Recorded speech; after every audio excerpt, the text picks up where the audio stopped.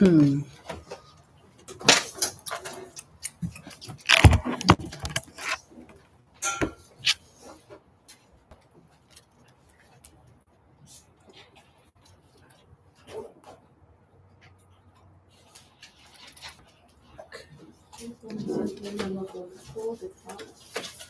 you get up in the morning and it's kind of cool. And then during the day, you have to layer. Strip as you're going throughout the day and then put it all back on as the evening comes in.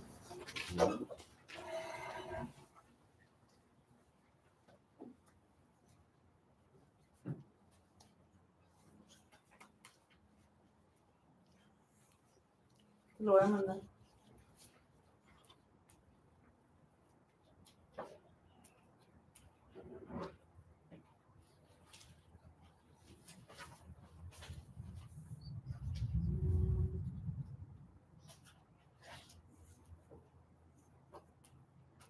Okay, everyone. Well, it's 5:30. Thank you so much for everyone for making it here. I know it's summer and we all want to have fun, but it's always good to be civically engaged. We're gonna start with our call to order. So after I say your name, please say present.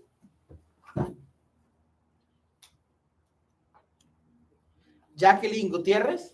Present. Jennifer Espinosa. Present. Rodolfo López Jr. Here. Consuelo Delgadillo. Roxanne Palestino. Here. Adriana Castañeda. Present. Manuel López. Here. Marcia Pérez Hinojosa. Present. Ricardo Martínez. Olga Espinosa. Elber González. Here. Stanford Morrison. Present. Alejandro Farias. Paola Redondo. Here. Y Cristian Fuentes here. Perfect. Now we're gonna move to item 2. Unfortunately, our secretary that has the minutes isn't here, so Should I audio record for him and send it to him for the minutes? but he has to present the minutes from last meeting too, so we can approve it. Oh, But on the Miwo, okay, he's here. On the Miwo, I guess I will make a motion to approve the agenda. Anybody seconds the motion? I'll second Aye. that. Anybody says, all those in favor say yay? Okay. Any nays?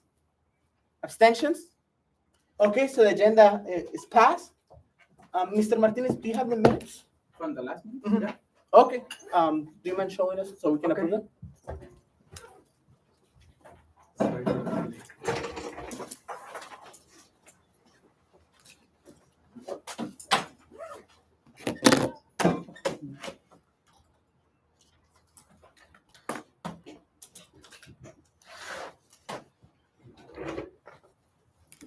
You have them on computer? Okay. So you send it to me so I can share it. Okay. Thank you.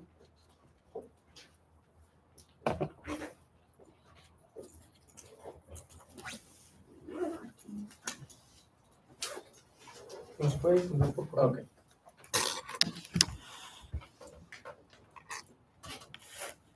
Or can you send it to the, are you in the list of these?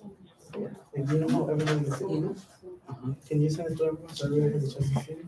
Oh, tiene internet, ¿verdad? Dang.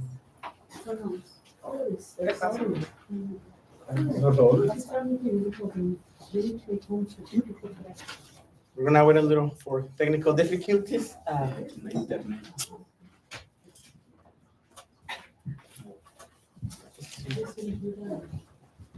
You got these already? Oh, yeah, sorry. we were right there.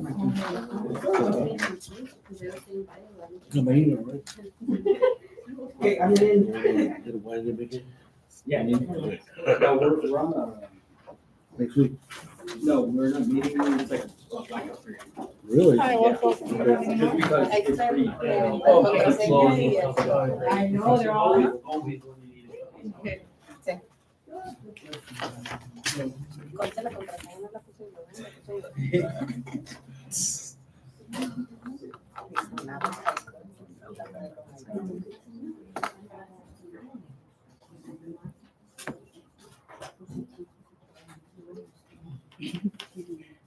While we wait for the minutes, anybody's interested from the public doing a public comment? Un comentario público. ¿Alguien quiere hablar del público? No. Anybody needs a translator? ¿Alguien ocupa un traductor? No? Okay, if anybody needs a translator or translator, I think She's coming. She's coming? No, I don't know. I don't think so. Dice que no es posible conectarse a la red. hi, welcome. You need the Wi-Fi? Yeah. I think I have it. Do you have it ready? Ahí está el pago, ¿verdad? Oh, a ver, guest Wi-Fi. Ahí está. Aquí está el guest. As more people are coming, anybody wants to do public comment? ¿Alguien quiere hacer un comentario público? Ahí está. Gracias. Okay. De nada. All right. Let me email it then. Just email it to everyone so everybody has some time to see it. Okay. Copy.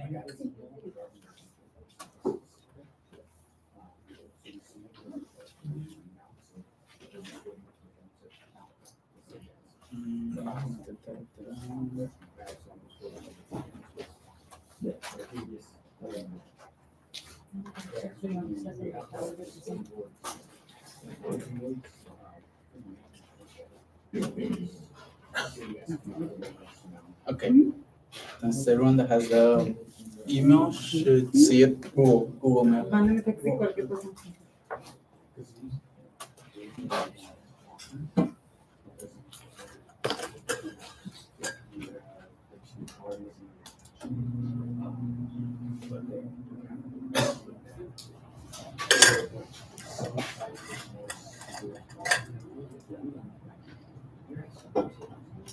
Okay, if you're in the lister view, you should have gotten it so you can see it on your phone.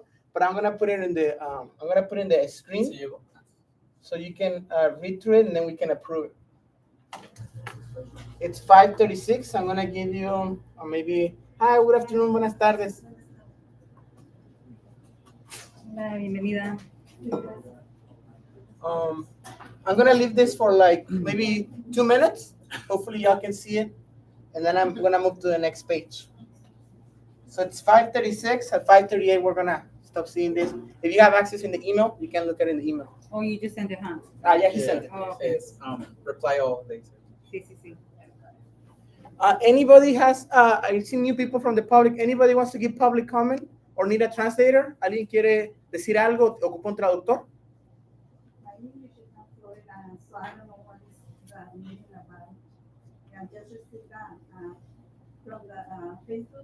Oh, okay. Yeah, so this is ¿prefiere español? Sí. Voy a decir esto rápido en español. Ahorita viene la traductora y le van a dar un micrófono que le va a decir básicamente lo que está hablando. No está la traductora todavía, ¿no? Pues no, No. porque ya empezó tarde. Pero básicamente la junta se trata de diferentes temas. Hay una agenda de la comunidad de San Ysidro. Va a presentar el señor Plasencia y los de la oficina del congresista Vargas, entre otras cosas. Y usted, si quiere decir un comentario público, tiene la opción de hablar por 3 minutos si quiere decir algo. We're going to do 1 more minute, and then we're going to move to the next page.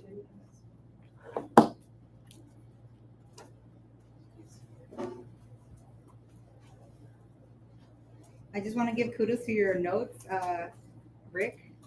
Todo lo I que- love it. todo lo que- Damn, we don't even want to read all this. No, I'm just joking.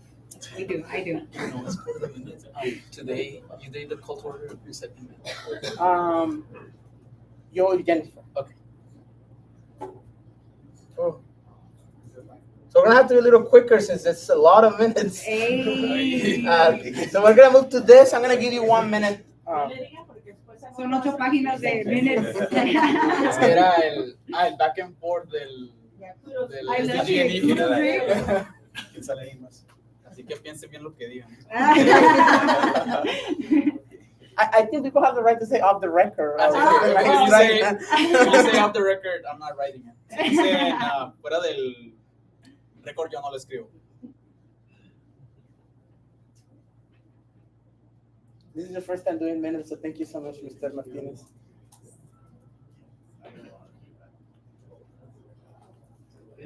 I'm gonna go a little more south. Hola, Olga, buenas tardes.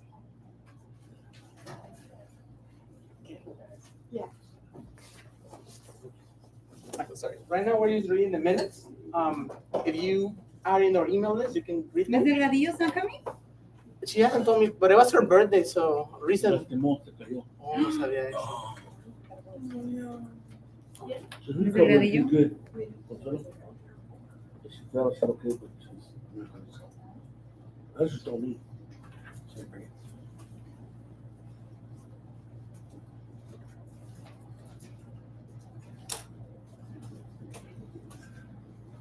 We're gonna do one more minute of this one, and then we're gonna make a motion to approve them. So a minute, just one more minute of reading.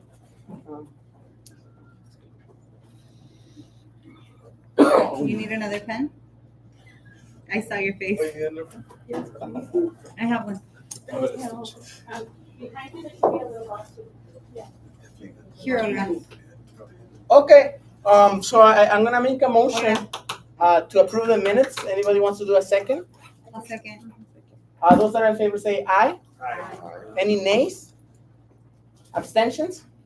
Okay, that's I let the tassel on the car. But okay, so the minutes are approved. Thank you so much, Mr. Martinez, for making the minutes. Just maybe next time send them a little before, if that's okay. Okay, now we're gonna go public comment. We only have one person. Last call. Anybody wants to make public comment? I'm talking to somebody online. Maybe they do, if that's okay. 'Cause they were asking and blah, blah, blah. But I don't know if he's gonna want to. Well, if they're interested, we could give them 3 minutes. But Miss Galicia. Oh, do you want to? No, it's okay. Okay, but Miss Galicia, I know you wanted to say something.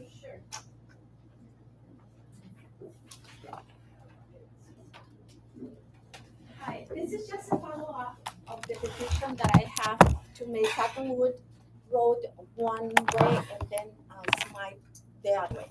And so far, I've been getting a lot of positive response from the community, especially from Cottonwood, because they are the ones that have the most problems. So what's going on is the 15th, I have the flyers. We're gonna have a community meeting. That it was the manager there was gracefully, she gave me the opportunity based on some recommendation that that is something good for the community, and they agree, and they're really excited, so we can have it. And they've been talking to the tenants also, and so we're working on it. Tomorrow we're gonna go over there and leave more flyers because we did that last week. And we've been going to Smythe and also to Cottonwood and also with the community.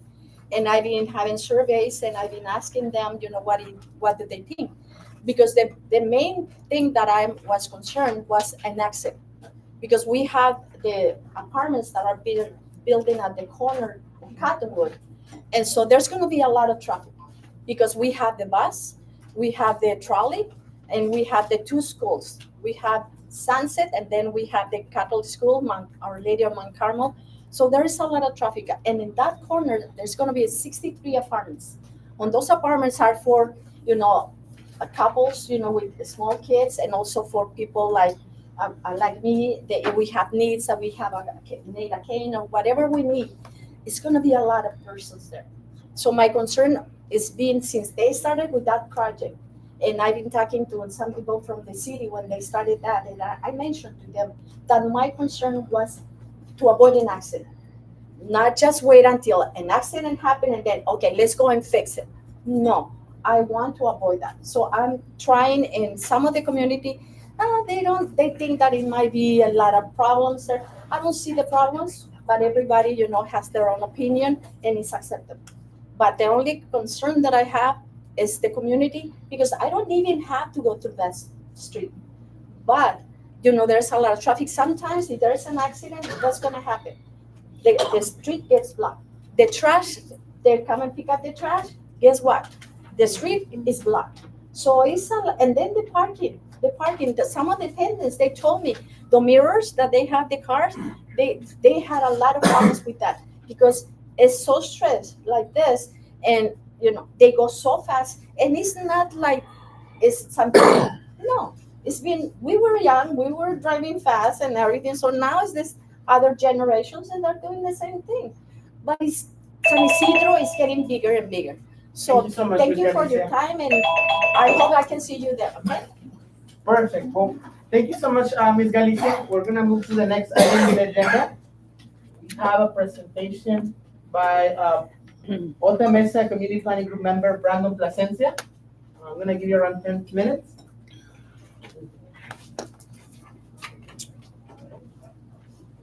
Is it 18 minutes?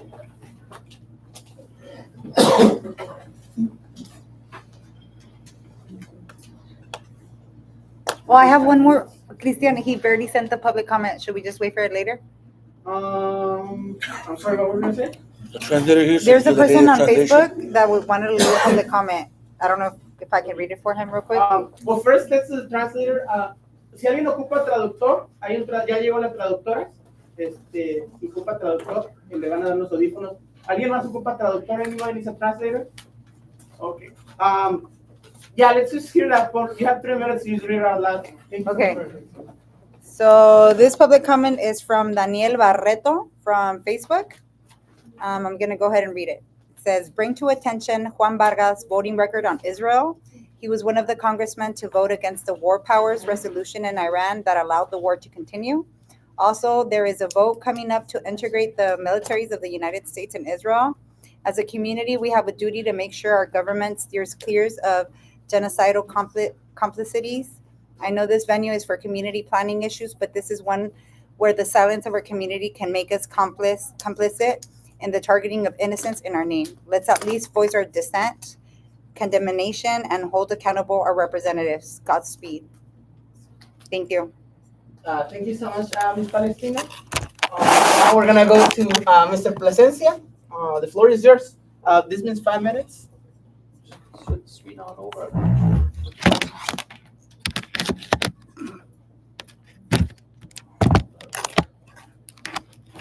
So my name is Brandon Plasencia. I'm part of the Alta Mesa Planning Group. I'm also a resident and president of Read Epica, one of the sub-associations within the community. Epica is part of a larger build-out for the area. It is a master plan community. It's going to bring a total of over 2,000 homes to the area that used to just be plain, lots.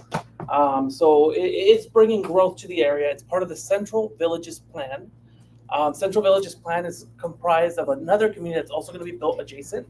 And it's going to bring approximately over 4,000 homes.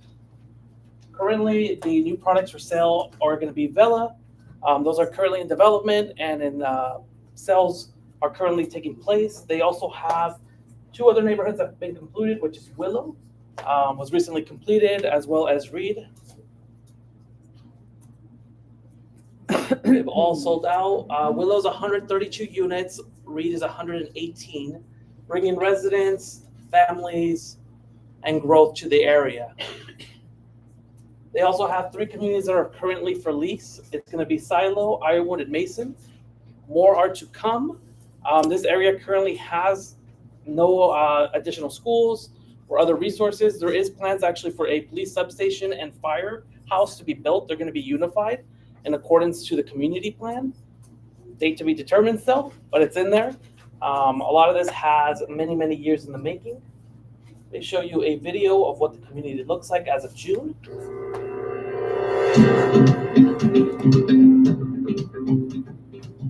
So this is Silo down here. Perfect.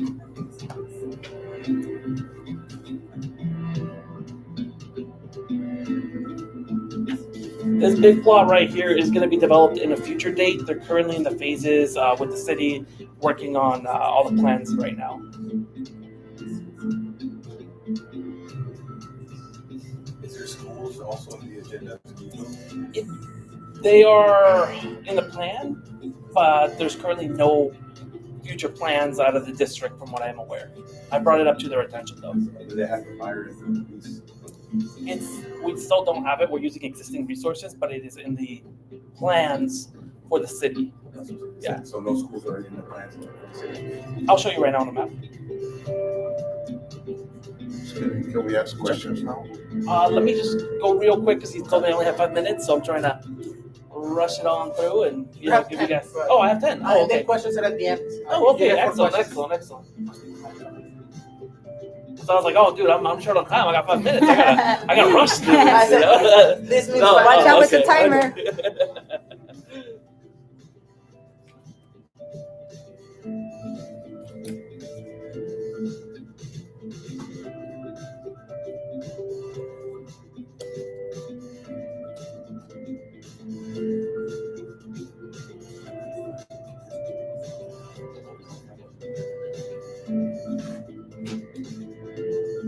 Did you make this video, Brandon? No, that's from the developer. So the developer does periodic updates. Next slide. So this is what it's gonna look like here in the future. As you were asking about the school, this is the site that's been set up for the school.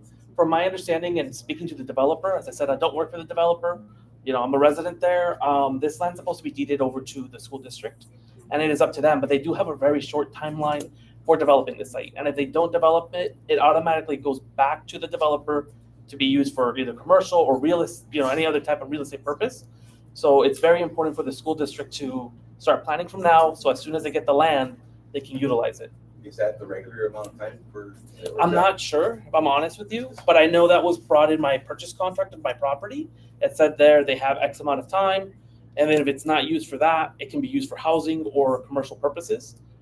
So that's the way they put it out to us. But this is what the central villages is supposed to look like. So you mentioned the school district. Is that San Ysidro Yes. or Sweetwater? San Ysidro. This is supposed to either be an elementary or a middle school, to be determined. But currently we have about this half done right here. And then this is the other big lot that I showed you guys. That's what's currently in the works with the city. So it's bringing a lot of residents to the area. Airway is expected to continue on to the other side and connect with the Southwest Villages. That is also in process, and it was approved yesterday, the day before that, at a city council meeting. So this is going to bring, how I said, approximately over 4,000 households. If we say everybody has 2, that's 8,000 people, possibly even more than that. Bringing in, much needed growth for the region, for Otay Mesa. Otay Mesa has been long known as a industrial hub, industrial area, but we're in a housing crisis. Housing is not affordable. So here's another picture of it, but this is a satellite view, what it currently looks like. A lot of industrial lots near it, warehouses. These streets are meant to connect here in the near future. As far as affordability, are you helping out the community in that aspect? So yes, there are affordable houses in compliance with state law. There is going to be the new development silo is going to have 30% affordable housing units. And all of them are starting in the 500s to 600s. So it's within the medium range of San Diego income. I have a question Sure. on the school. Yes. For them to claim the land before it gets deeded back, do they have to at least submit the permit, or do they have to be completely built? I am not sure. When I spoke, I was very new to all this, but I was asking what's going on with the schools because I called the school district. They told me, Mr. Placencia, we have no idea what you're talking about. So I was like, okay, well then somebody here isn't communicating. Somebody has to wake up and start putting in all the plans in action. So as soon as this land gets, given to the school district, they can start moving in shovels, getting things done. Can you find out for us if it has to be at least just the plan submitted, or does it have to be a full bill? I can ask developer, how I said, it's been very difficult to get information. Of course, it makes sense why, right? Because they're like, cool, we can get land back that we were supposed to give away. So, sometimes I'm facing an uphill battle with some of these things. Let's do questions at the end, so. Sure. Because you have Okay. 3 minutes. Okay, now. I got 3 minutes. So this is what Otay Mesa looks like right now. Here's the central villages, and this is what's going to be the southwest villages that were recently approved. Right now, all of this is greenery and open space. In the future, it may be development. That's to be determined as of right now. The Otay Mesa Planning Group is in charge of pretty much all this, getting opinions, community outreach, so on and so forth. Most of these communities tend to be newer. Perfect. So Otay Mesa is expected to grow over 9,000 housing units in the years to come. This is all going to affect San Ysidro, Otay Mesa and Esther. Why? These people have to shop somewhere. These people have to go for services somewhere. So this is going to bring business opportunities and economic growth to the area. And it's also going to provide needed housing to San Diegans. And as I mentioned, the Southwest villages that were recently approved are down here, right behind us actually. So that's going to connect to Bayer Boulevard, is my understanding. The plans are still being worked.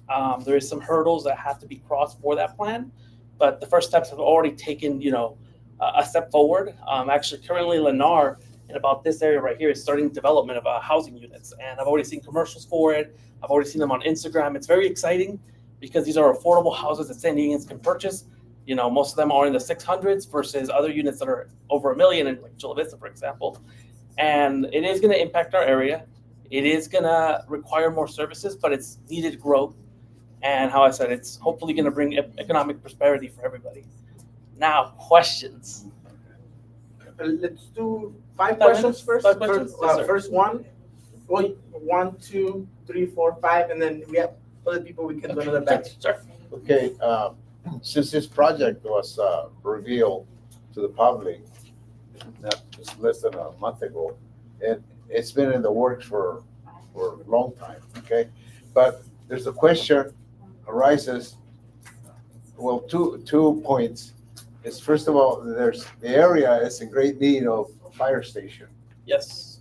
and that has to be part of the development because the fire situation is compounded. And another thing too is the newspaper also mentioned that they have in the planning a second police station. Because Correct. with that kind of a population increase, well, just the regular problems come up for police activities.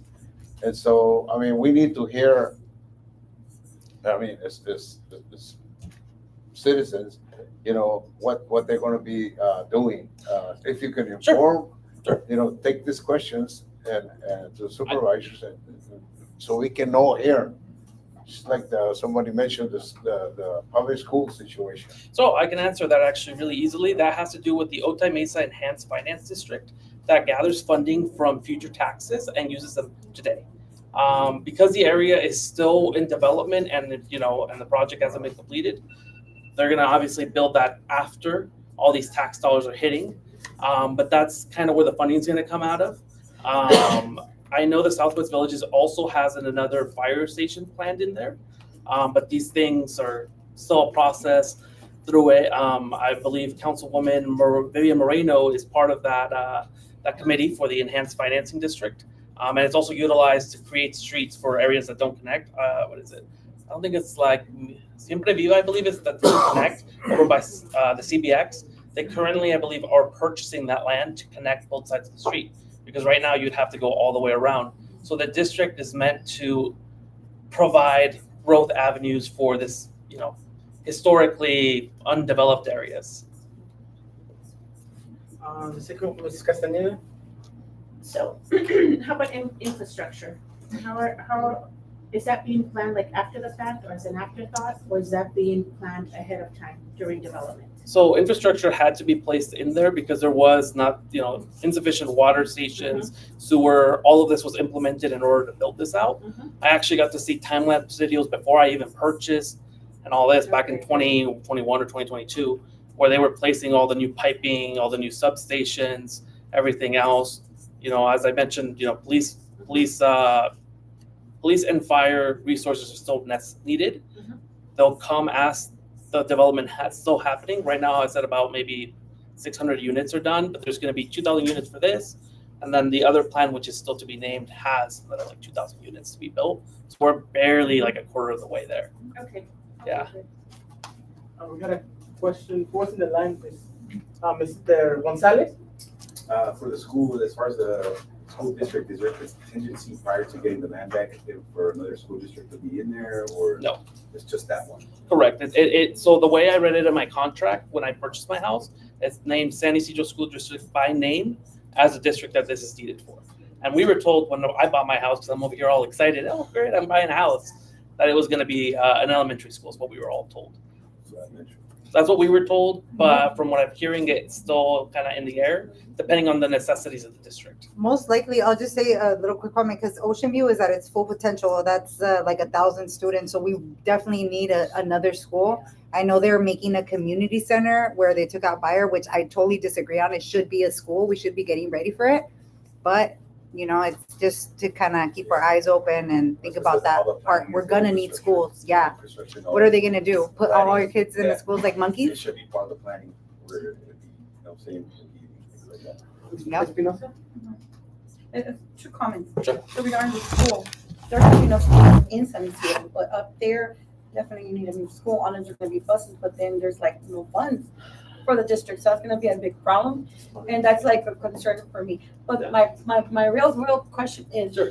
from the three properties, Ironwood, Mason, and Silo, Correct. only 30% of Silo is affordable housing, and the other properties don't have it, nothing affordable. Correct, yes, that is correct. So then it's not really affordable housing That is what the city required them at the time that they got these permits. for three different Correct, properties. and how I said, I don't work, or I'm not part of Coleridge at all. I'm here just sharing this news as, you know, for the community to be aware of it, because I feel like a lot of people have not been aware of this project, and I tell them, they're like, they're building in Otay Mesa? I'm like, yeah, they're building in Otay Mesa, like, they're building a lot in Otay Mesa. I'm like, 10,000 houses is a lot of growth, and a lot of people aren't aware of this. I wasn't aware until I purchased there. I started attending these meetings. I then started figuring out all this growth that's happening, and I was like, wow, why isn't this being talked about? Why isn't this being discussed? Because infrastructure for me is a worry. You know, we have a lot of schools. We need a lot of schools for a lot of children that are coming. And I know a lot of parents complain about currently in the neighborhood. They're like, I have to drive my kid over to Smythe. I have to drive my kid over to, so-and-so. So because they've had to allocate them elsewhere. That's the thing, like 30% only on Silo, the other properties, that's not affordable housing at all. Well, that's what the Is city that how they agreed with sold them. it, as Yes. affordable housing? They didn't have sold it as affordable housing, but they said that those were the requirements meant for their permits and so on and so forth. Because I asked, and I'm the one that went looking for this, because I was told, oh, they're going to put some affordable housing. They didn't want to share what percent until I was like, hey, tell me, or I'm going to have to go to the city and try to figure it out. Like, save me the headache so I can then, go from there. But welcome to my world. That's like so trippy right now because it's only 30% of one property. But my question, so do you work directly for, I don't work for any of them, though. you just live there? Correct. You're letting Yep. us know, okay. Yeah, So we so- won't affect He's you. the Don't president, come for me. right? Don't come for me. Go for the developer. The developer. So you're not the right. Actually, I've talked with Liliana from David Alvarez's office regarding parking. I've had a lot of people complain about parking, complain about garage sizes, complain about other things that are being, stretched a little thin. We don't have a bus route. We're supposed to be a walkable community.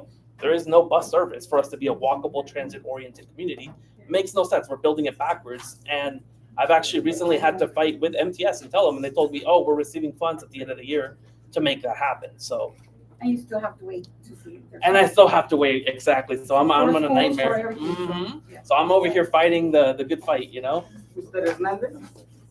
So 500 to 600, you're saying that's affordable housing is, Well, in San Diego, regardless yeah. of the math, I know it's not your fault. Yeah. Not your fault, but to that point, if average families there's no way they're gonna afford it, especially with interest rates going up. My So, point is, yeah. who's to stop or 40-year mortgages or 50-year or years like that, so mortgages like that? Who is to stop the average, these equity firm investors to start buying up these houses and just re-rent them to the public? Nobody's gonna own them. These are houses. These are townhomes. correct. These are condos. So the So- illusion of saying houses, that is land or houses. So I like to correct something. So they're actually offering interest rates that are way lower than the market rate. I've seen interest rates as low as 3% at some of these houses. 2008 again, so. Correct. So they're offering low interest rates. Again, right? They're not intro rates. I actually got a fix 30 years. Yes. Some of those are 30 years fixed. Correct. Cash. There's no catch. So at the time when I bought my house, the interest rates were at 8%. Because they own their own bank, they can lend you at whatever way. They've already made money building the house. They can sell you insurance. When I purchased it, the interest rates were at 8%. I purchased it at 6%. Now they're at 3%, 2%. Like they're doing some crazy rates to try to move houses because things are really expensive. But I think this is a good option if you're a first-time home buyer like I was, and I said, hey, I want to stay in San Diego. I had the option to move up to Riverside County, purchase a property over there, invest my money over there, but I decided to stay in my city where I work, where my wife works, where we want to set up a family. And I don't think it's easy for the developers because land's also expensive to acquire in the city. It's not getting any cheaper. Our city is one of the most expensive cities in the country. If you go up to Marietta, yeah, you can buy a $400,000 house up in, Hemet and so on and so forth, but the area is not so desirable. It's an hour drive to go to the airport. It's an hour drive to go to anywhere. Here, I'm like 15, 20 minutes away. I want to go to Imperial Beach, 15 minutes. I want to go to downtown, less than 30 minutes. So it gives me options. The builders, trying to bring some solutions, because what's stopping them from going to market rate? They could make a killing at market rate, but they're not. So I think it's something fair. So to who, other than other investors? My point is, Yeah. would there be protection from not selling No. houses to? So Anybody can buy them, yes. One last person, Mr. Morales, you had a question? I'll just comment. Sure. I know that about affordable housing is from my mind, so I can answer a little bit later on after my report, because I do have a report on the Southwest Improvement Plan. So I'm just want to wait for that. Well, thank you so much, Mr. Plasencia. I just want to say, yeah, he's not the developer. I'm not the developer, yeah. He's been very vocal about, he lives right around the next neighborhood. And he's been very vocal about, educating us about what's going on in the neighborhood next door. So thank you so much, Mr. Plasencia. We also have some guests from Mr. Congressman Juan Vargas' office. Thank you so much. They're going to give us some updates about what the congressman has been doing. I'm going to give you 20 minutes, and then please save the questions till the end. I know we have a lot of questions, but sometimes the question might be answered in the presentation. Oh. And, so it flows faster. Okay, perfect. And you send me a presentation, right, Valerie?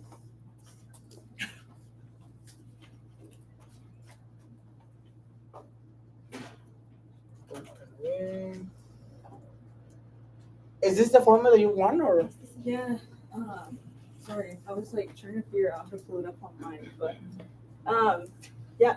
So it's basically our intern helped me out, but basically the first part of each first slide is going to be in English, and then the second slide is going to be in Spanish, but I can talk Spanish, pero no muy bien. So si me pueden ayudar, la traducción sería mejor, pero essentially I'm a field representative with the office of Congressman Juan Vargas. I've been to these meetings before, but I know I was talking to Christian, it's been a while, so he let us know that the group is looking for updates regarding immigration and the Tijuana River Valley.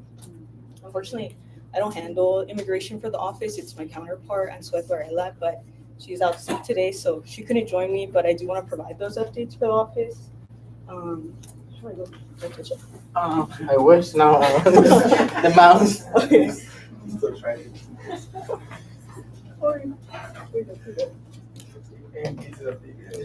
Okay, so this first slide is going over legislation that the congressman has passed or co-sponsored since the beginning of this year, since 2025.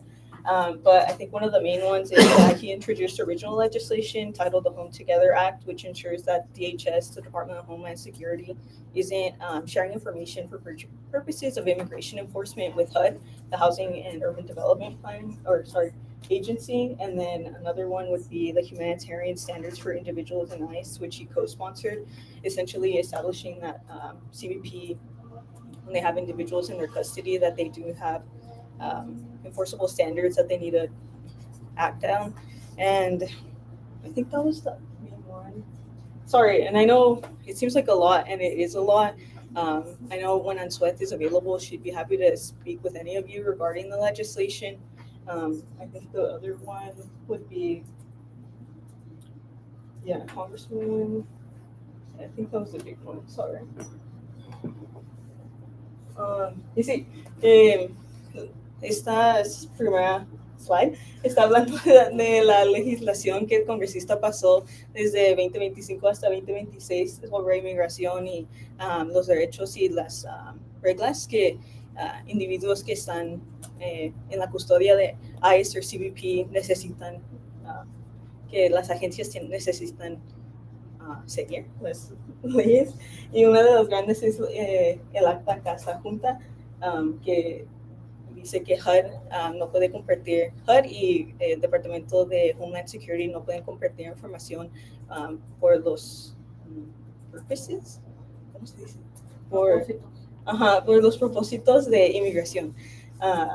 Y luego, además de eso, la otra cosa más grande que la oficina está trabajando en ahorita es Immigration Casework. So, casework que está sobre inmigración. So, tiene que ver con cada agencia que toca las cosas de inmigración. So, UCIS, Departamento de Estado y ICE. But, si usted conoce a alguien o usted tiene una aplicación o una petición pendiente que todavía no te han llegado información o necesitas más información, la oficina les puede ayudar. Y también es la otra cosa que trabajo en la oficina. Ahorita yo soy la que está encargada de todos los casos que llegan a la oficina. So, tengo mi tarjeta, so si necesitan ayuda o conocen a alguien, me pueden contactar a mí. So the other thing that the office is working on regarding immigration is federal casework, which we can assist with USCIS, CBP, ICE, and other federal agencies. So if you're having issues with any federal agency, we can contact the agency on your behalf and see what's going on. We have been receiving a lot of casework regarding ICE and individuals in ICE custody. Maybe the family member was apprehended and they're going through a lot, sorry. Those cases are more sensitive, but essentially we can ask ICE what's going on with that case, or if they can give us any updates on, if there's a potential timeline for that individual to be released, or if there's an emergency case where, ICE gave them a timeline of maybe 9 days that they'll be removed out of the country, and see if we can act on their behalf. And then detention center visits. So it's law that any congressman can visit a detention center or an ICE facility without notice, but DHS is trying to pass a 7-day notice. So essentially, no congressman can visit the ICE detention center without providing that 7-day notice, but it's currently in a legal battle since we obviously don't want that. We want the congressman to be able to visit the detention center when he needs to and when he's asked to. But with the way ICE is, it's definitely gotten harder. He's been denied access at this point twice, and he has been able to access it once. How about now with the sales where they're? Yeah, so how does that change? How does that impact? Hopefully in a better way, since Core Civic was a business that was running it, but now that it's under Department of Homeland Security's ownership, maybe it'll facilitate the way that they allow Congress members to visit the facility, but it's not a guarantee, and especially if it's still in litigation, there's no guarantee there. And then, I think that was it. But yeah, the congressman has tried to enter the facilities, and he continues when asked to enter the facilities. And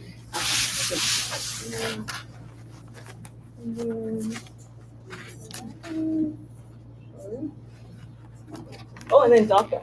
Yeah, so our office since the beginning of this year has received numerous cases regarding DACA and DACA renewals and expirations that, USCIS is in a backlog, or they claim so. But we've received a lot of constituents who are having issues with their DACA and their employment authorization cards. And we also, through federal casework, can act on their behalf and ask what's going on with that case, and also request expedite processing if the individual, is facing immediate termination because of the delays on their renewal. We've had successful cases, but there's definitely been a huge delay compared to past administrations. We've never seen this type of delay with USCIS and the processing of individuals who, they've already done everything they had to do on their end, and now it's just on the agency. And then the TRV. So the TRV, or the Tijuana River Valley, is the issue area that I handle for the office. I think one of the last updates I was giving to this group was regarding the expansion project, and that we did secure federal funding for the remaining funds, which is about, in January, we got $250 million from the past administration. But I think one of the biggest updates right now is that on June 15th, the congressman sent a letter to the Small Business Administration asking what's going on and how they can assist our small businesses we sent a letter in the past to under President Biden's administration, and we never received a response. So this is kind of just a further request on that, and hoping that we get a response this time. This new administration, the new EPA administrator, and the new SBA administrator, they've been pretty helpful when it comes to the Tijuana River Valley. But it's not a guarantee that we'll get a response. And then the other update is that at the beginning of this year, we did secure about $3.5 million for the Smuggler's Gulch dredging project for the County of San Diego. So Smuggler's Gulch is one of the canyon basins that's along the river valley, and it can cause when it floods, it smells really bad. But essentially, that dredging project should take out a lot of the stuff, a lot of the dirt and sediment and debris that's in that area that's kind of clogging that natural flow down, which the flow isn't right and it shouldn't be happening. But hopefully with this project and securing funding for the county, we can kind of fix that issue and see if there's anything else we have to address. And then, yeah, that's it. Do 5 questions first. Yeah. 1. Any other questions? 2. I'll be 3. Okay. Actually, 4 and 5. Well, last call for, I guess it can be 4. She But 4, okay, 5. Espinosa? She got 3. So regarding the Tijuana River Valley, what are they doing in San Ysidro? I know there's like different points, like the smugglers, but that's like over there. And that's a problem every year. It happens, like the road disappears when it rains. But what about San Ysidro down here? Like, what are you guys doing down here? I know for San Ysidro it's a bit difficult because I think right now the biggest projects do kind of follow the flow of the river. So one of the other big projects that's under the city of San Diego is the mitigation project that's in Saturn Boulevard. I know the city of San Diego the county of San Diego and the city of San Diego have received funding and have development plans for that area. So there's not that big shootout that causes the spike in hydrogen sulfide in the area. But I know the river does flow further up San Ysidro. Right now, I know one of the other big projects that our office has spoken about with the County of San Diego and with the IBWC, the International Boundary and Water Commission, is a Tijuana River diversion project, which essentially, it's a little complicated. In 2021, the EPA did do a supplemental study on it. I can share it with you, but there hasn't been any movement on it. We have brought it up to the IBWC and to the city of San Diego, since it would be, the county of San Diego. I know Supervisor Paloma, that's one of her big projects, but it should divert the river flow that's going through San Ysidro, not through our communities, but it should shoot out straight towards kind of the South Bay Ocean Outfall area. But for any immediate projects right now, aside from the actual expansion project in San Ysidro, nothing yet. But I can and I will bring it back to the office. So hopefully that we can find any new ideas in that area. Did you have anything? Yeah, because nothing seems to be done on this side, but the problem starts here. I mean, we're like the border. There's leaks right there, just in Las Americas, all that dirt, plants, all that's polluted. No one's gonna fix that, and that's gonna stay forever, and no one seems to talk about it. Yeah. What do you recommend us to do as community so they can hear San Ysidro? Because I know Paloma, she's doing a good job on that side of town, but what about us? This is where the problem is. Yeah. Everything's staying behind. So what do you recommend?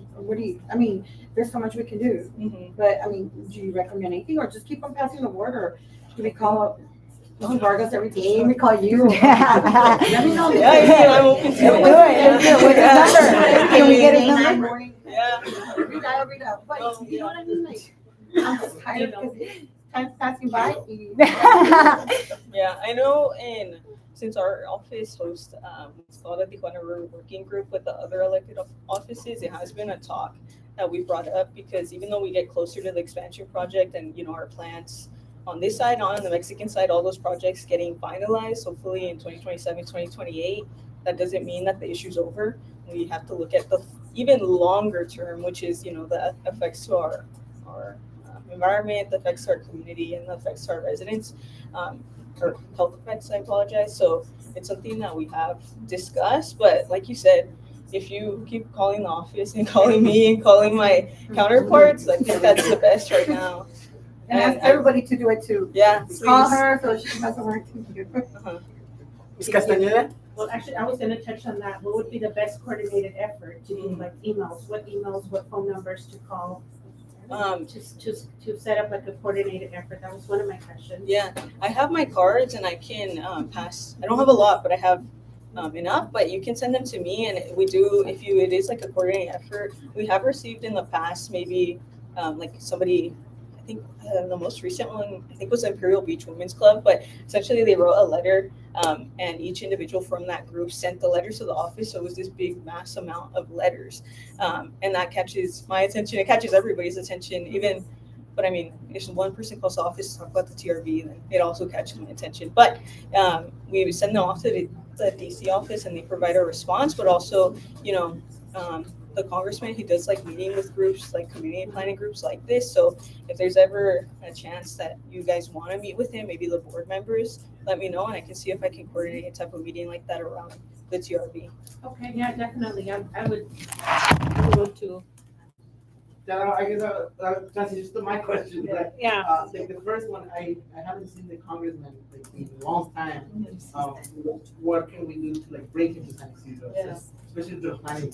Yeah, it's been pretty busy, but I know I always try whenever it comes up, like, oh, yes, an open planning schedule, I try to push things that are in our community, but, if there's things that you're walking there and oh, it's important that he is here for us, send it my way, and I'll send it to my chief of staff and his schedule, because it also depends on, if he's taking meetings in another part of the community or something like that, but hopefully, it's been a while since he's in San Ysidro, so, hopefully, that is a priority. Yeah. So I guess if we could, be on the list, definitely want to meet. Then I guess my question with the presentation, I saw a lot of very good bills, but I'm curious, what's the passive rate? Like how many of these have actually become laws? Yeah. Because a lot of the people are being like incarcerated, and it looks good to have a very nice letter, but Yeah. what about the passive? Yeah, I mean, I would have to come back with like specific numbers, but I think we can all tell that it's a different administration and a different response to bipartisanship. The last administration, there was a lot of more speaking across the aisle and trying to get things passed. I mean, it was easier to get things passed when you presented them, but it is different now. It's much harder.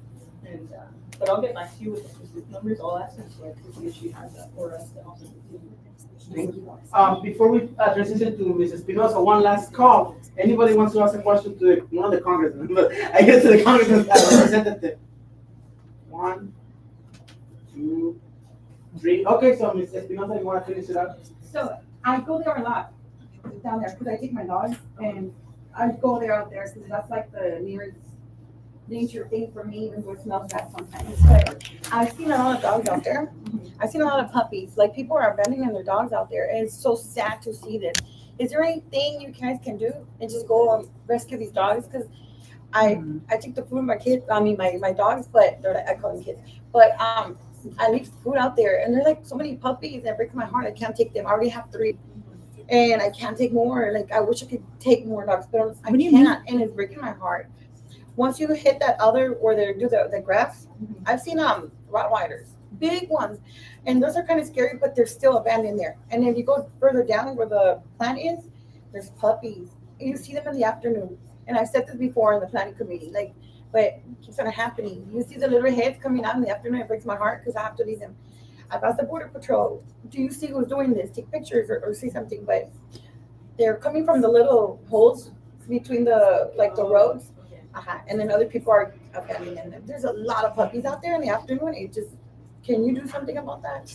It's just breaks my heart because I'm an animal lover, and I already have 3 dogs. I didn't raise them, but as they're bigger, I kept them, but I can't get more. But please help these animals out. Like, it breaks my heart, please. I'll take them if I could. I didn't know. Wait, so there's abandoned dogs like TJ? Se vienen por las orejitas, pero muchos los abandonan. Perritos, and that's like, there's bigger dogs, but the puppies is like, and they all get together, and there's like a little puppies, but they just get together. Who feeds them? Do you want to add something? Yes, the second half of the comment that I had is like, what was done when NASCAR came to Coronado? There's definitely something that was done that kind of diverted the situation. because it was high visibility, a lot of media. How is it that they were able to act fast to support NASCAR Coronado for all the people coming in, and they managed to do it like this, and then now, other than that, if there's no visibility, poof, it's gone. So that really, I was there, and there was a lot of conversation about that because there was actually some protesters going in the base, and actually when you went in there, there was people actually educating people on what's going on with the Tijuana River Valley, and that was a big topic of conversation. Even the owners of NASCAR were like, "Oh yeah, we took care of that." So when he made that comment, my ear kind of just went like this. What do you mean you took care of it? And why is it that somebody of power, that position, I can't remember the name of the gentleman that kind of fixed it. How was it that they were able to divert it or do something different and not do it for the community? I'm not familiar with maybe the individual said it. I'm assuming that they said it to impress whoever was visiting our district, or sorry, the other district officials.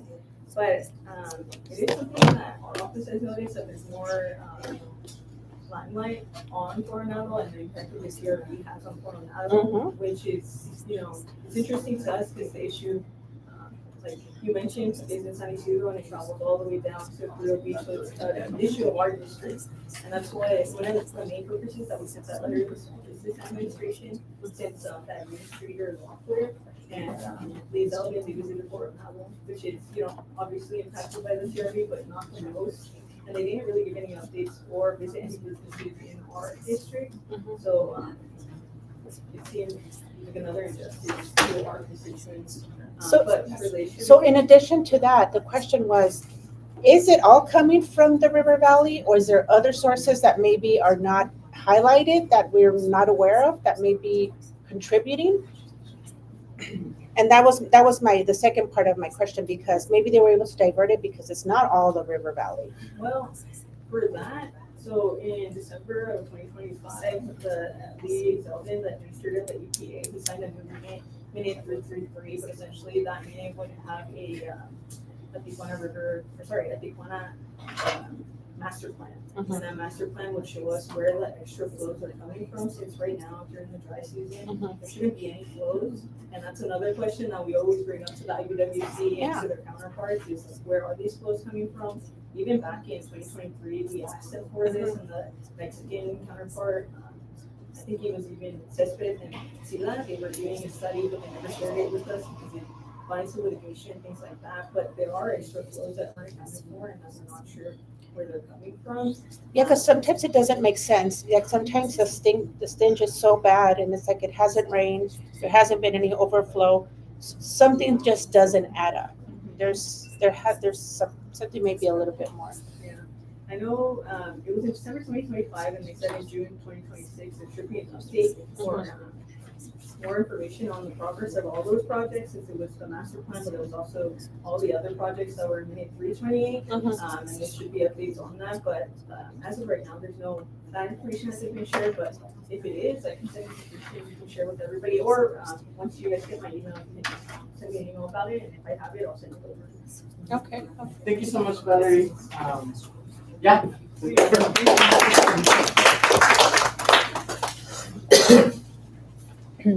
Yeah, you have any questions? Valerie, do you have cards right now?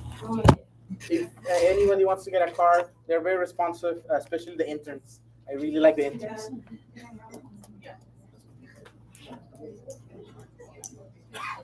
Okay, now we're gonna move to item 4C, which is it was tabled from last meeting to this meeting. I have my tongue, sorry. Anyways, yeah, so this was a letter introduced by Mr. Lopez. Well, Mr. Manny Lopez, because I know there's two Lopez.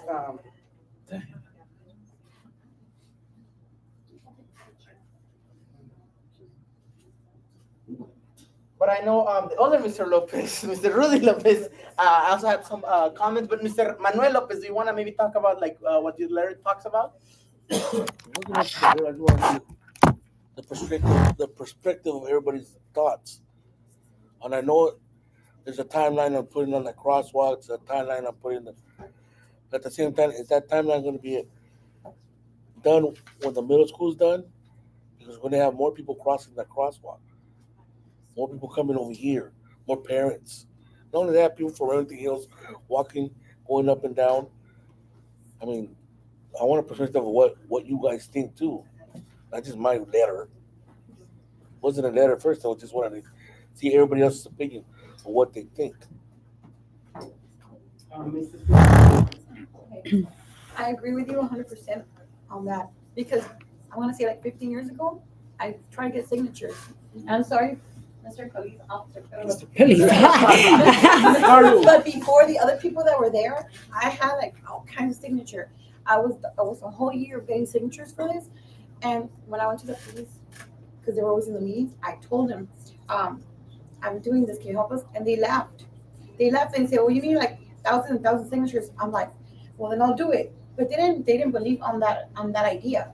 And I'm like, you see them in wheelchairs coming down, like just this part right here, and like there's no sidewalk. Of course, we want it to get better. It's not just the stop or the and the intersection right there. It's the whole sidewalk. So I'm agreeing with 100% on that.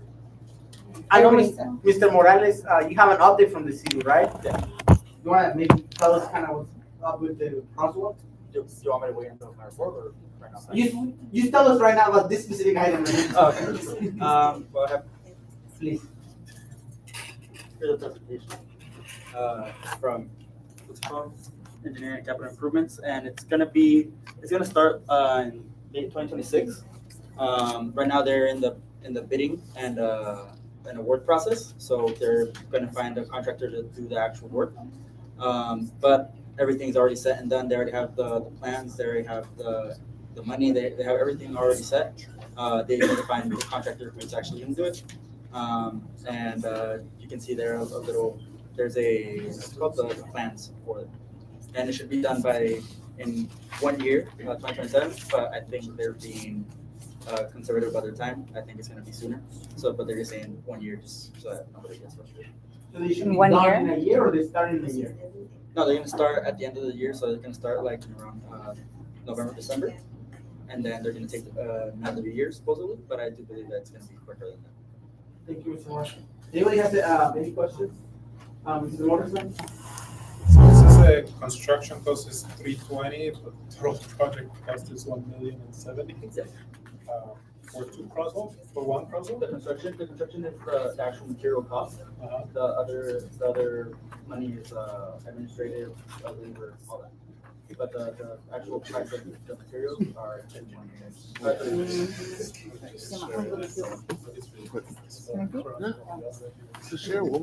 No, I know, but. Anybody have any other questions? I just want to have a discussion. Okay, anybody want to say something? Yeah. It's not just about me either, it's because I'm a wheelchair. It's about people coming up and down, having a sidewalk both sides, crossing the street. I mean, I cross at night, but I got lights.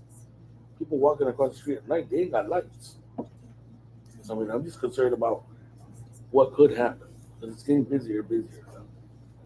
So as a previous middle school student and high school student here, that would be the route all the way down to home.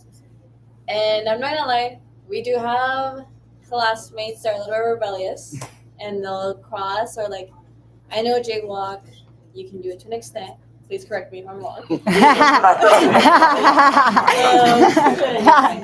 But it gets a little bit difficult as the driver too, because if I'm going up or going down and the kid comes out, or when I would get picked up from school, my dad had to be a little bit like more cautious because then a kid with the backpack would just run that way so they can not cross the sidewalk going down.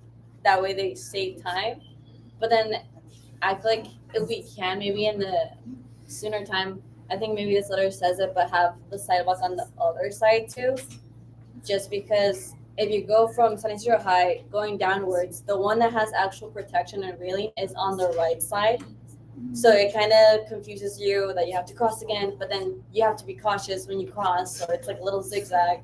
So I feel like thank you for like constructing this letter and making little bit more voiced out because it needs more attention. It's been like that since me and Christian have been in middle school. And I bet way before that too. Oh, yeah. Oh, yeah. I guess just to add into that, I do echo what everybody's saying. Like, thank you so much for bringing this to light. My question is, because they're already gonna build something. I think they said next year, like June 2027. Is that kind of like the expected date? Yeah. Do you wanna? I guess what do you wanna talk about? Do you wanna write the letter? Do you still wanna? I don't mind writing it. It's still sometimes you need to push to get it really done. Okay, so you're saying that, like, I guess what you're proposing is that we resend the letter. Yeah. Okay. So what you say, Mr. Morales?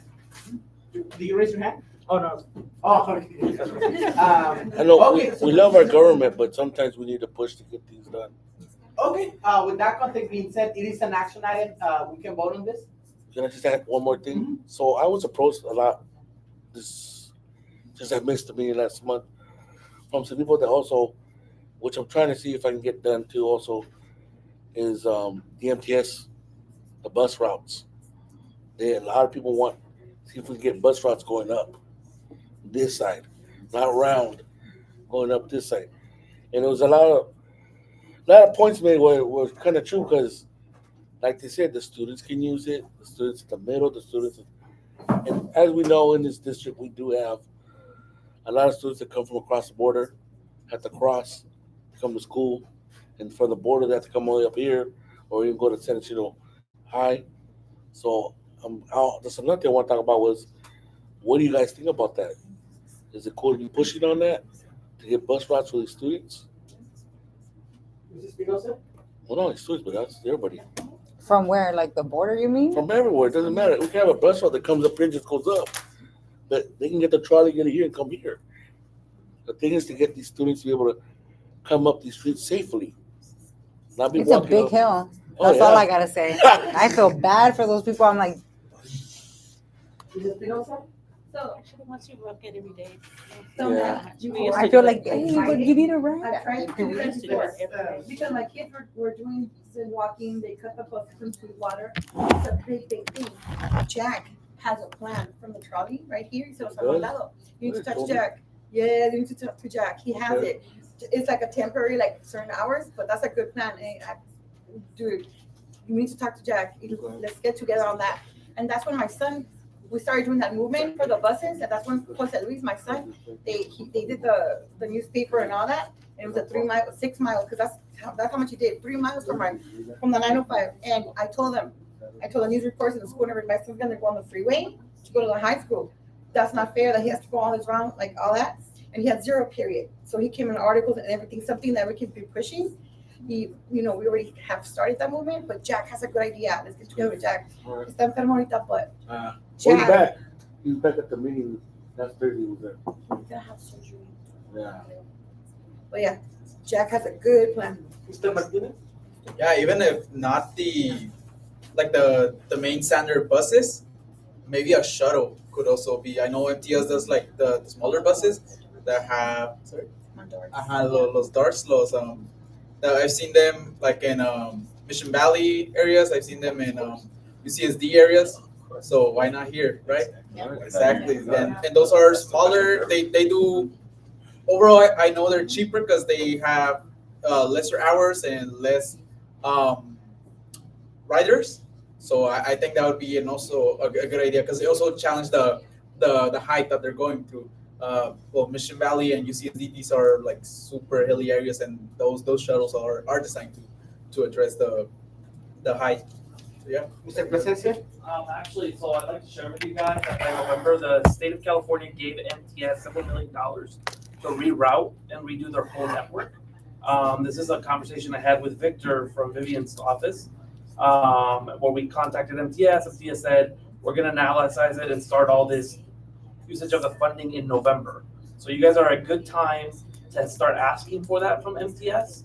I would also encourage you guys to go to their board meetings so that you guys, make your voices heard, and so that the board is aware of, hey, there's a need in San Ysidro.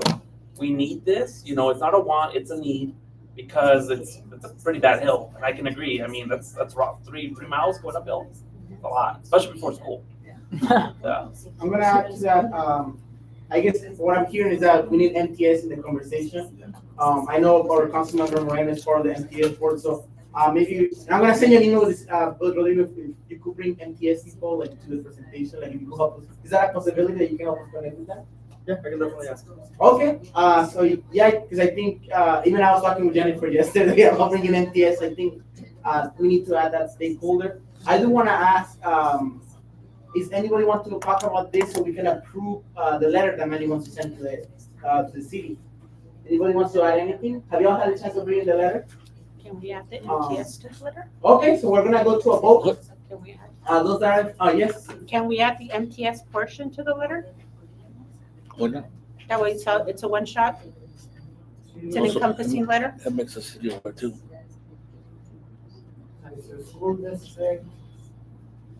because this letter just talks about the crosswalk, I guess we could do another letter talking about the bus routes. Yeah, because this letter only talks about the crosswalk. Oh, So I guess up to Manny, well, it's up to us, but I guess the question is, do we wanna send this letter for the crosswalk and then another letter for the bus routes, or do we wanna, I guess, wait this and then send them together? And that's a question, I guess that's the question when I ask you, do you approve this letter? You can say yes, or you can say no, because I wanna send a letter, I wanna edit the letter, and you can also do an amendment, which is basically you can change the letter and we'll have to go through a vote. So that's what I mean when I say do we want to approve of the letter. okay. So yes, Ms. I think we should approve this letter because it's specifically for a certain thing. Then we'll do another letter for the MTS and we can maybe do a third one with everything together from like everyone. Oh, well, there's a motion to approve this letter, and we have to vote if we want to send this letter or not. If you wanna postpone it, you have to say I oppose, right? But so we're gonna vote if we want to send the letter as it is right now. So those that are in favor say aye. Aye. Any nays? Any abstentions? Okay, so we're gonna send this letter, and then we can coordinate to send another letter and bring MTS. Okay, so the letter passes. I'm gonna send it probably tomorrow. And now we're gonna go to the next item. Okay, so is Mr. Stephen Bliss here? Oh, you're from the city, right? Yeah, I'm Parks and Recreation though. Oh, I don't know okay. who that is. I just came just to Oh, well, yes, so I got basically, Mr. Stephen Bliss, sent me an email letting us know that they're gonna do changes in the community, in the speed. He didn't really offer to come, he just said, tell people this. So that's why there is not really much to discuss. It's FYI. I send this on the email, but I'll give you a minute to read it just so you know. It's really small. Can you just give us an overview? I will read it because it's a very short letter. Okay. Okay. This letter is to inform your community about upcoming speed limit changes to help spread community awareness and provide an opportunity for feedback. In early 2026, the City Council adopted the Speed Management Plan, resolution number setting San Diego speed limits and identifying safety corridors, pedestrian bicycle corridors, and business activity district corridors eligible for speed limit reductions. The council resolution also identifies streets near schools which might be eligible for speed limit resolutions. This is the culmination of years of work comparing over 1,000 street segments to the unique criteria set by state law for each corridor type to make sure all changes are enforceable and to maximize effectiveness. If a particular street isn't listed, rest assured that the regular evaluation of every service street citywide continues to follow a legally required schedule to maintain enforceability. Keeping up with that schedule is a year-round effort. The accompanying maps show a corridor within this community planning area eligible for the 5 miles per hour speed limit reduction. They also show schools that have been evaluated and schools with adjacent streets that qualify for 25 miles per hour and or 15 miles per hour speed limits when children are present. The city is planning to change the posted speed limit on the identifying streets within the next few months. Please notify me in the next 2 weeks if any schools in your community planning area are not listed, or if you have any concerns with any of the speed limit reductions. Thank you for your time and consideration to make this program as successful as possible and to work collectively to improve safety by driving slower and appropriate and legally enforceable limits. So that's the letter. And yeah, this is. So basically, the streets, in case you're not able to see, if they are in green, they qualify for speed reduction. So that's basically Camino de la Plaza, all the way to the border, and then as it connects to East San Ysidro Boulevard until, I think that's Cottonwood, until Cottonwood, and then on Vista Avenue, South Vista Avenue, and Bayer, all the way to to Bayer Boulevard. That also is qualifies for speed reduction all the way here, and then you have a random street here, which I think is, I can't tell, but this is what we were saying. So yeah, any questions? Could we ask them what's the plan for enforcing this? Because only by speed limit, people still going 40, 45. I see people going 50. Lowering the About any speed speed limit, bumps? absolutely nothing. Speed bumps. Nothing, not even speed bumps. Ni They're not eso. gonna do anything. If they don't coordinate with the police, they don't give them more police. Yeah, it's absolutely nothing that is gonna, except waste money. Okay, I can ask from the email. Do you raise your hand? We should ask our No, clients. you got Carlos. Right, Carlos, whatever. Diga, Mr. Carlos. Yeah, you can take a Yeah, minute. I give you a bit of a canary in a coal mine there. He brings up a good point. So, my concern as, I'm gonna take my cop hat off. I'm just gonna be a resident that advocates for this community. One of my concerns when I'm hearing a lot of these things, especially Brandon, he's been a great partner with the community at Epoca, with trying to educate and enlighten folks and empower them to be able to contact the police department and use our limited services and maximize them as best as possible. Here's what my concern is. My concern is I've been on the job for 18 years. You're kind of, I guess it's kind of unique in a way because all my time has been at Southern Division. And so I've seen the community grow with all of the new complexes along West San Ysidro, Vista. We have tons of them, 200 units here, 100 units there, and then we have the growth in Otay Mesa. My concern is, in those 18 years, our minimum staffing levels have remained the same. And I've said this before, I think at this meeting for sure. In the daytime, you have 9 officers, mid shift is 11, and third watch, which is 9 to 7 a.m., is 7 officers. So we're per capita 1 per 1,000 residents, 1 officer per 1,000 residents. We police approximately 100,000 residents with a 92154 and 92173. That's a big population. To have 7 officers at night, and by the way, most shifts, I can't bring you precise data, I'm not on the computer, but I can tell you that for the most part, every day we're trying to fill that minimum staffing level with overtime slots. What does that mean? That means right now we don't have mandatory overtime. So that means we have to find an officer willing to work on a day off on that shift. Okay, so I say that all because I hear Mr. Brandon Placencia here, and he's great. He's about as good as you can get a resident in a community that's growing, trying to get as much information to that community as possible. You can't beat that. The problem is it's a numbers game, right? And so you have 2,000, 3,000, 4,000 new units up there, plus all these complexes that are growing in San Ysidro. Housing's needed. It's a supply and demand issue, right? You're not going to beat the need for housing. You need it. There's no way around it. I just hope, and I urge you, because I would do the same. I'm a Lakeside resident. I would do the same in my community. Please contact your elected leaders and make sure that you tell them the importance of public safety. Having the same officers as 18 years ago with the growth that I've seen this community go through is unacceptable. But here's the problem. The problem is that it's not really about, really the only thing I can think of that people can do is remain competitive. Like every other job, it's supply and demand.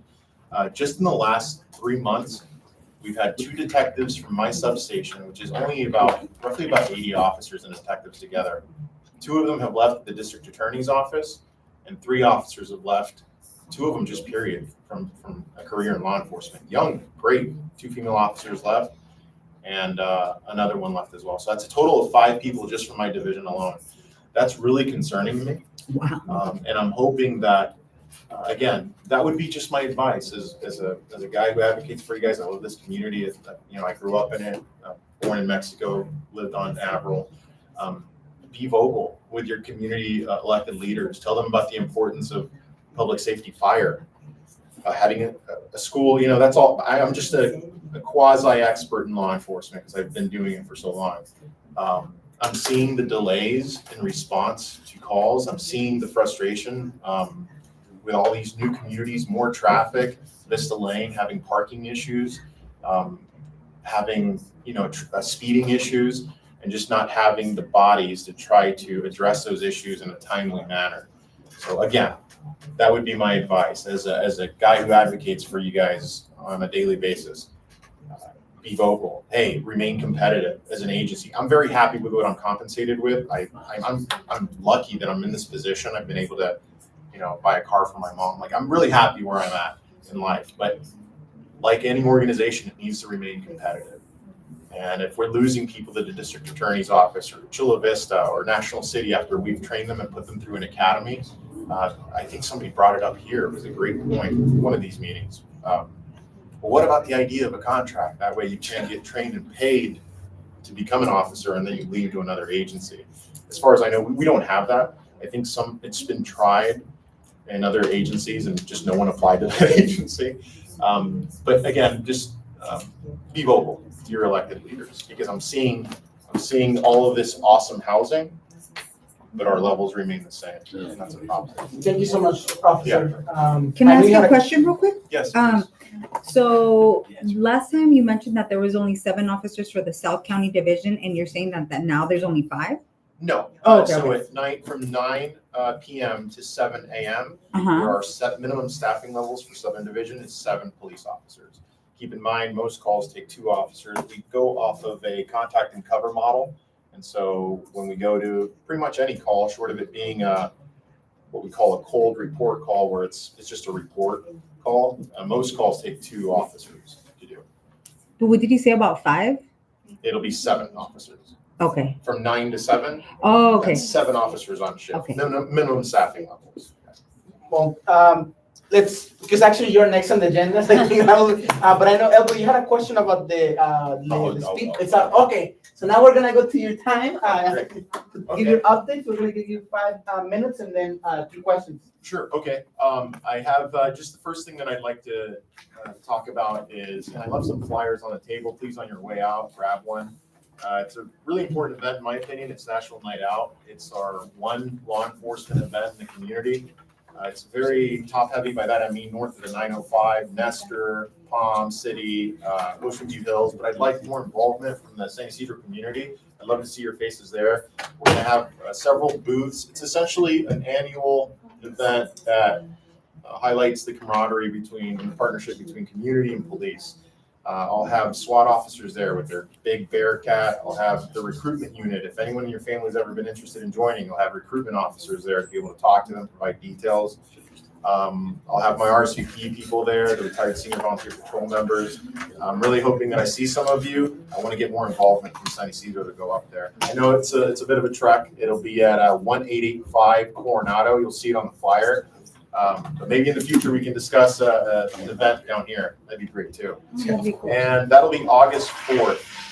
It kicks off with a community walk. It's a walking pace, 20 minutes long around the block, and then we start the program. There's a food distribution at the event. We work with our community member Rodel Reyes. He really helps out set up like booths, community resources. There's going to be free haircuts. It's going to be great. Yeah. I don't need one, but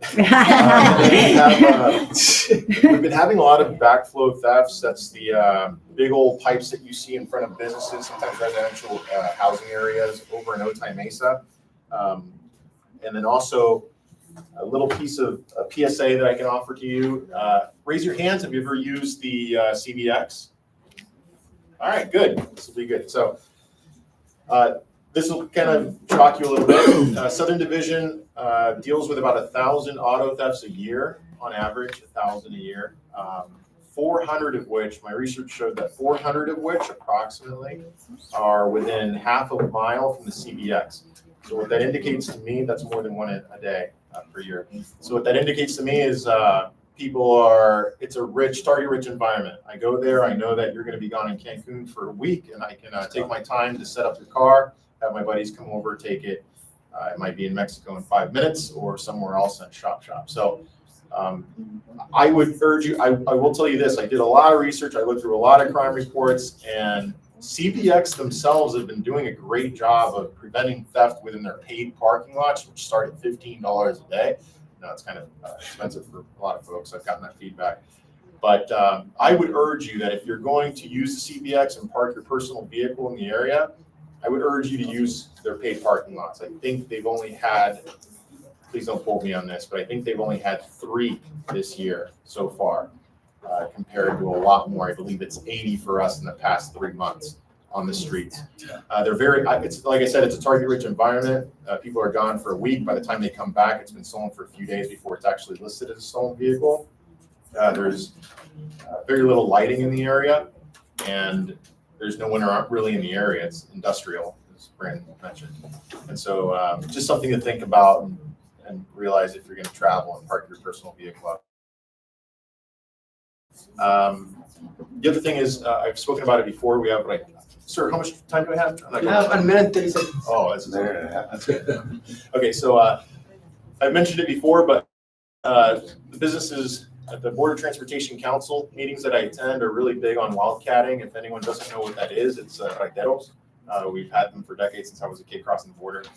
So it's the individuals that when you cross over, they're telling you, hey, 30 to Bakersfield, 70 to LA, and they take you in a car and they provide the transportation. They've been doing it forever, but it's obviously a public safety concern. These are unvetted drivers. We don't know if their licenses are good, their insurance, if their vehicles are roadworthy. And so, not to mention just the unfair business practice of it all, but for me, it's a public safety issue. And so we did an operation July 5th, and we were able to do an investigative stop on one driver, impounded his vehicle for 30 days. And the state followed, our California Public Utilities Commission partners follow up with a $1,500 citation for doing charter passenger transportation rides without authority from the state. And so the gentleman had some history dating back to 2002 that he's been doing it. He had his own business cards. Yeah, we try to handle those types of public safety issues with the limited resources that we have, especially when our state partners are able to help us out with those operations. And just some issues. Robert here, if no one knows him, I'll introduce you, sir. So he works with Parks and Rec, and I just want to let everyone know that we have direct line of contact with individuals like Robert that pretty much gives us a heads up as quickly as possible with issues that are going on in our local parks. He made sure to tell me that the Vista Terrace Park, which is over on Hathey, 301 Hathey, there were some encampments in the area. As you guys know, it's one of the few public, if not the only public pool in our community. And so we went over there and addressed it, took care of the encampments, and he'll let me know if they return so we can follow up with additional enforcement. That's it. If anyone has any questions. Let's do 5 questions. I know you're very popular. So Mr. Gonzalez, Mr. Hernandez, Ms. Levy Wilton, Ms. Castañeda, and then Ms. Espinosa. So Mr. Gonzalez, you were first, right? My question is for the paid parking that they uphold or that they set up just recently. How are you guys monitoring or patrolling that? If there's like an RV that's been there and is exhausting their whatever they're exhausting there. So what can I do about that? That's a great question. That was my question too. I went by Virginia Avenue before I came to the meeting, and there were 5 RVs there. Now, I mean, kudos to the program because there was a lot more curb. Normally there's cars parked there with cobwebs on them that have been there since the 1800s, but there's a lot more space open, but there was 5 RVs there. So I'm just wondering if patrolling started yet. That's a great question. I actually happened to be in the lunchroom when the supervisor for parking was there, and she did mention the parking meters are they're good to go. They're going to actually, there's never been that I'm aware of nighttime parking enforcement in this area. and they're going to start doing that because of the parking meters. So we'll have some nighttime parking enforcement, which is new and interesting. In addition to that, the parking meter issue is easy. That's a citation and then eventually an impound. The only problem with motorhomes or any vehicle that is being used for habitation is that there's currently a settlement with the city called the Bloom Settlement. It was, I believe, please, again, don't quote me on the, I'm trying here. 2018 is when it started. 2024 is when it was settled. It's good for 3 years and it's overseen by the courts. The settlement was essentially brought on by individuals that were upset that they were given citations for living in their motorhomes. I believe the vehicle habitation ordinance and for 72-hour parking violation. So there was a settlement that resulted from that lawsuit, and it's good for 3 years. I believe 2024, so 2027 is when it would be up, but it'll possibly, I really don't know. I'd be talking out of turn. I don't know what's going to happen after that, but for now, there are restrictions placed on the police department on how we can enforce motorhomes or vehicles that are being used for habitation. One of the requirements part of the settlement is providing an alternative to folks. So if I'm going to go and issue citations and do enforcement, I have to provide an alternative like a safe parking program. There is none in South Bay. There are some up north that are run by Jewish Family Services, but there's none in South Bay. So that's one of the barriers of enforcement. For like the leaking stuff, can I report that, or how does that come out? Yes. It's not just a parking lot; it's becoming an environmental hazard. Yeah, and part of that policy, by the way, is that officers cannot approach a vehicle like a motorhome that's being inhabited if we have no other crime. And so if you call or you do the Get It Done app, It's a tough spot. it's ensured please be detailed in your Get It Done report and say, hey, not only has this motorhome been here for 7 days or 3 weeks, but in addition to that, it's leaking raw sewage. Be very detailed and descriptive, and if you can, please, only if you feel comfortable, but take photographs of what you're actually seeing. Yeah. Thank you so much. Mr. Hernandez? Two quick questions. One is, I have people thinking it's too fast and furious down the corner at the other Barno, and they take off. I'm putting up cameras, I have cameras, but if I capture the footage of them, is that something to send to the police, to the city, to put a speed bump, to lower these little rice burgers, just sure. set up on power lines, and try to compete. Great question. On that one, it'll be a traffic service request. Rodrigo can probably help you out with that, but it's actually very simple, very user-friendly. You go on Google or any search engine, you type in traffic service request City of San Diego, and you can fill out any traffic calming measures that you feel are necessary for your area. Complete the request. I would be as thorough as possible and detailed on there, on your narrative portion, and then submit it. I would strongly suggest, Rodrigo can correct me if I'm wrong, advocate for your neighbors to do one as well. I would imagine more requests, more attention. Yeah.